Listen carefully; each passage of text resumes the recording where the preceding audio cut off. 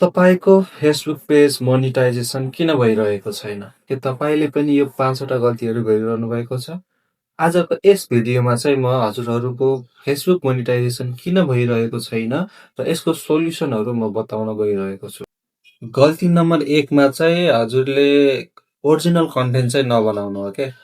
हजुरले अरूको कन्टेन्टलाई अथवा अरूको भिडियोलाई कतैबाट कपी गरेर उठाएर आफ्नो फेसबुक पेजमा अपलोड गर्नुहुन्छ। जसले चाहिँ फेसबुक मोनिटाइजेसन नगर्नमा ठुलो मद्दत गर्छ के। र यसको सोल्युसन भनेको आफ्नै कन्टेन्ट बनाउनुहोस्, आफैले बनाउनुहोस्, आफैले एडिट गर्नुहोस्, यसरी बोल्नुहोस्, नभए टेक्स्ट गर्नुहोस् होइन। तर आफ्नो कन्टेन्ट हुनु पर्यो। अरूको कन्टेन्टले फेसबुक पेज चाहिँ मोनिटाइज हुँदैन।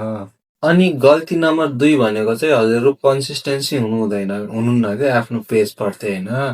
हजुरले आज एक दिन अपलोड गर्नुहुन्छ, भोलि अपलोड गर्नुहुन्छ अनि 3 दिनबाट चाहिँ हजुरले अपलोड गर्न छोड्नुहुन्छ क्या, झ्याउ मार्नुहुन्छ होइन। रिच आएन, भ्युज आएन भनेर हजुरले छोडिदिनुहुन्छ। त्यो पनि हजुरको ठुलो गल्ती हो। र यसको सोल्युसन भनेको दिनमा एउटा अथवा 2टा चाहिँ रिल्स अथवा पोस्ट चाहिँ अपलोड गर्नुपर्छ फेसबुकमा। जसले हजुरको फेसबुक मोनिटाइजेसनमा ठुलो हेल्प गर्नेछ है त। अनि तपाईँहरूको अर्को गल्ती भनेको चाहिँ हजुरहरूको वाच टाइम, भिडियोको वाच टाइम चाहिँ कम हुनु हो के। किन कम हुन्छ भन्नुहुन्छ भने हजुरले छोटो भिडियो बनाउनुहुन्छ अथवा बोरिङ भिडियो बनाउनुहुन्छ भने हजुरको भिडियोलाई चाहिँ कुनै अडियन्सहरूले, हजुरको फलोवर्सहरूले हेर्न रुचाउँदैनन्। त्यही भएर हजुरको वाच टाइम चाहिँ कम हुने हो।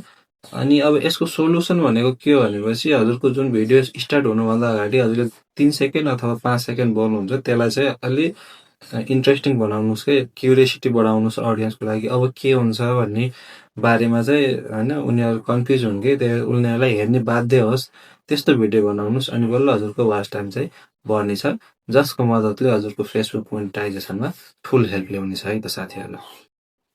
अनि अर्को चाहिँ ठुलो गल्ती भनेको तपाईँहरूले गर्ने गल्ती भनेको चाहिँ फेसबुकको पोलिसी अथवा गाइडलाइन चाहिँ फलो नगर्नु हो क्या। तपाईँले कपिराइट लाग्ने म्युजिकहरू आफ्नो रिल्समा हाल्नुहुन्छ, जसले चाहिँ हजुरको फेसबुक पेजलाई चाहिँ डाउन गर्दै जान्छ कि, इन्क्रिज गर्दैन कि झन् डिक्रिज गर्दै जान्छ। त्यो चाहिँ हजुरको सबभन्दा ठुलो गल्ती हुनेछ। अनि तपाईँको अब लास्ट गल्ती भनेको कुन चाहिँ भिडियो बनाउने, के को बारेमा बनाउने भन्ने हजुर कन्फ्युजन हुन्छ।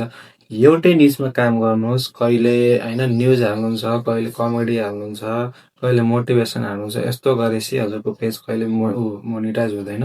एउटै निचमा भएर चाहिँ काम गर्नुपर्ने हुन्छ।